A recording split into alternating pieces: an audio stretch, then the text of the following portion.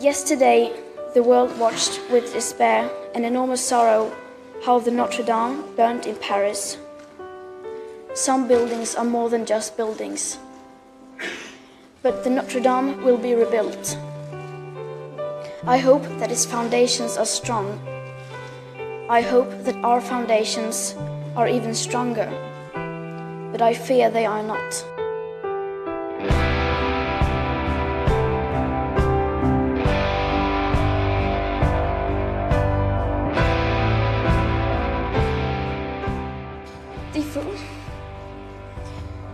Deforestation of our great forests, toxic air pollution, loss of insects and wildlife, the acidification of our oceans.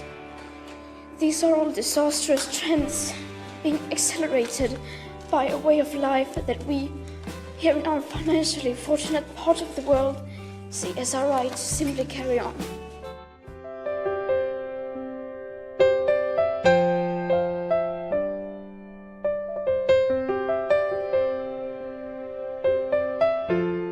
Around the year 2030, 10 years, 259 days and 10 hours away from now, we will be in a position where we set off an irreversible chain reaction that will most likely lead to the end of our civilization as we know it.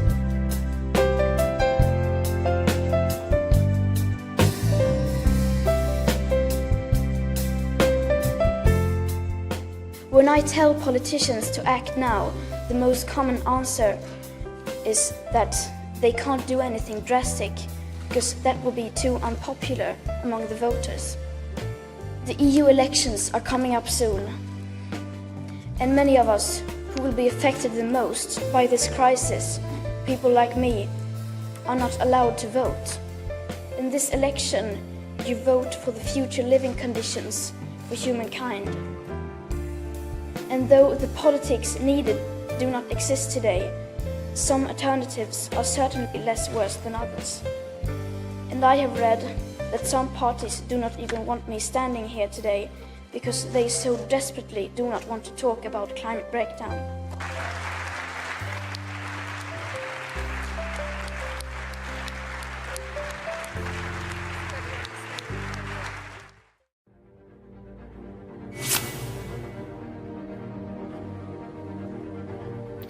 You say you love your children above all else, and yet you are stealing their future in front of their very eyes.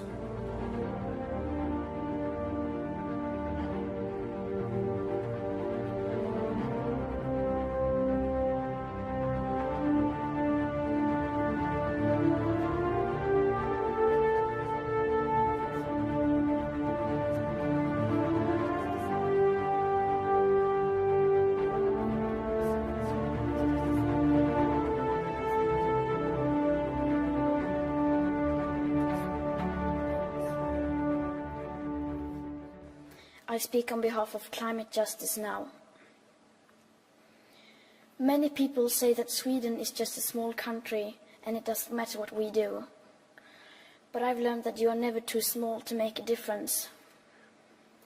You only speak of green, eternal economic growth because you are too scared of being unpopular. You only talk about moving forward with the same bad ideas that got us into this mess, even when the only sensible thing to do is pull the emergency brake. You are not mature enough to tell it like it is. Even that burden you leave to us children. But I don't care about being popular. I care about climate justice and a living planet. Our biosphere is being sacrificed so that rich people in countries like mine can live in luxury. You say you love your children above all else, and yet you are stealing their future in front of their very eyes. Until you start focusing on what needs to be done rather than what is politically possible, there is no hope. We cannot solve a crisis without treating it as a crisis. We have not come here to beg world leaders to care. You have ignored us in the past and you will ignore us again. We have run out of excuses and we are running out of time. We have come here to let you know that change is coming, whether you like it or not. The real power belongs to the people.